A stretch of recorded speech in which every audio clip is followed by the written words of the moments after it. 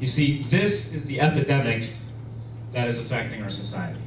The result of previous failed attempts using ineffective methods is the prevailing belief that I can't do it, or I can't lose weight. Sometimes it's completely unconscious. You might not even be aware of it.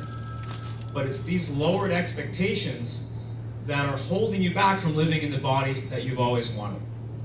So let me translate that for you. In other words, when you take in a simple sugar, you are turning off your body's fat-burning mechanism. Right? So who wants this now? Anybody? Okay. So wait a minute, it gets worse. Stay with me here for a second, it gets worse. So it turns out that in response to a simple sugar, actually your body does too much of a good job of clearing out those sugars from your bloodstream. So you end up with a condition known as residual low blood sugar. And this has a couple of very significant effects. First, that it makes you feel tired. And second, that it makes you crave more sugar. And the cycle continues, right? So it's time to break the cycle.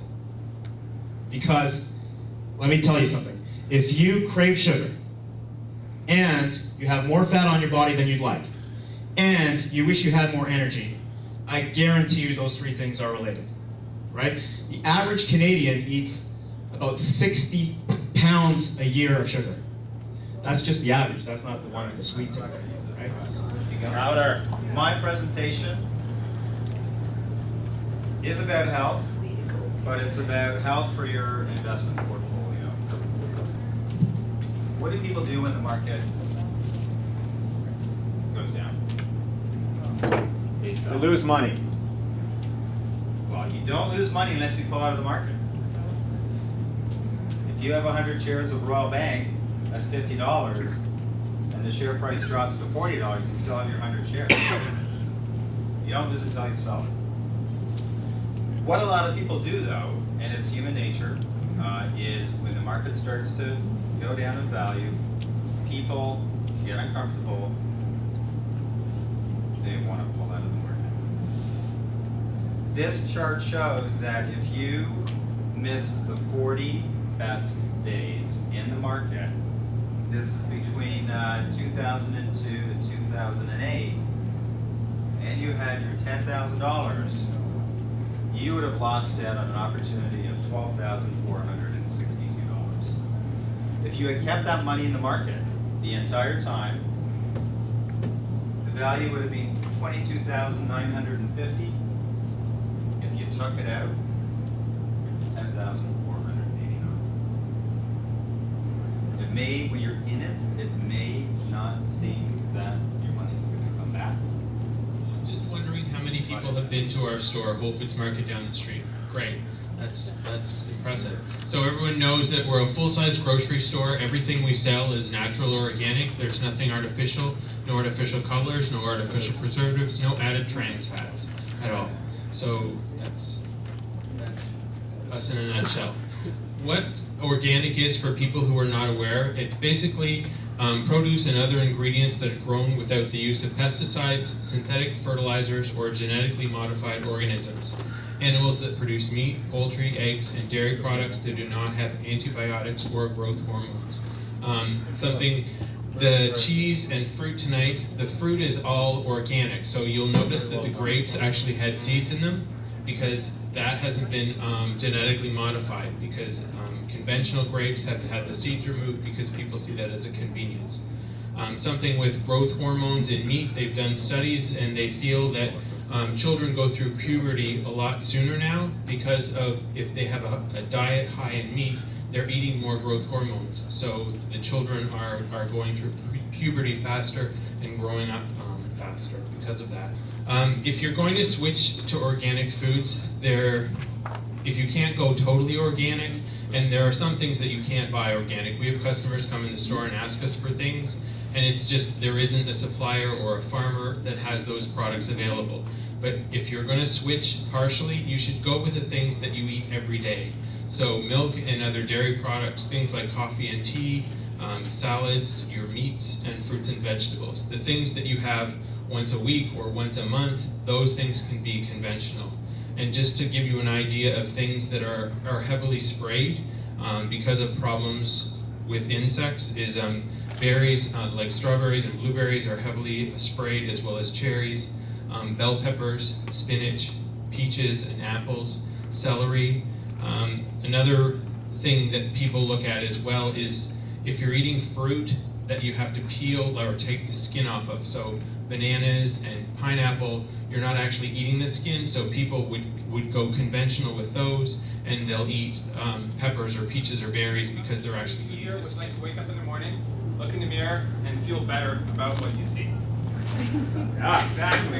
That's what we're all here for. Okay, guys, me and Michael, or Michael and myself, are going to take you through the steps to designing a Because your perfect body knows gym. movements, your body doesn't know muscles. So Connor had used the example of a bench press. So if we put somebody on a bench press machine, whether it's a home gym or at the gym, the person's in a seated position, they're taking the machine and they're doing this. How many people have seen anybody doing this in the street? Right? Very mechanical. Your body doesn't move that way. Your hips are in position, your back is being supported, and you're just isolating that one muscle, maybe a little bit of the back of the arm, a little bit of the shoulder, but now, I'm going to show you a bench press on our table machine. This is actually our most popular machine, and there's many, many versions of it. Lots of people make them. We actually design and fabricate this unit in our own factory. It's got a lot of features that others don't, but they're all similar. So, first of all, I'm not compensating with the stronger side of my body. When I'm on a machine, I'm always compensating with the stronger side of my body, which gets stronger and stronger and stronger. And then one side of our body is always weaker, and that's getting weaker and weaker and weaker. Now look at this. I have two separate weight stacks. So, it's biangular. So if I'm using 50 pounds on one side, I'm using 50 pounds on the other. So my weaker side is catching up to my stronger side, and my body is balancing out. I'm not going to be walking around like this anymore. Okay? The other thing is, if I look at my body position, my hips aren't supported, my back isn't supported. I'm using all my core muscles, all my muscles that are involved in secondary, all my secondary muscles are involved in balancing, coordination, and assisting in that. My shoulder girdle, stabilizing my shoulders, my back. Even these 85-year-old people that I train on Mondays, I've got them using tubes simulating this motion. And they're standing, and they're using their hips, they're using their core, they're contracting all their abdominals. This is a full body. Taught about prevention in medicine. We're taught to react. So then what happens? Something really bad happens. It's, okay, you know what? I'm gonna go get this stuff done. And I go and I get it done. And I find out that I can't solve the problem. So what do? Bang, back to reaction. I'm gonna take the natural route. And now I'm gonna put all this weight inside this complementary system. That's a tough way to get involved with medicine. Again, it's just a knee-jerk reaction, okay? Efficacy is not really that big there. If you're going to look at complementary medicine, if you're going to look at homeopathic medicine, you might want to consider that it's a lifestyle system. And it's not going to hit you all at once. You have to find someone, first of all, who you can deal with. You have to make sure that there's licensing and safety and efficacy. All those things have to be present. And then once they're there, then stay with making a remedy selection and a diagnosis for somebody. We're not looking necessarily at just the patient in front of us. We're looking at the patient and the drug picture.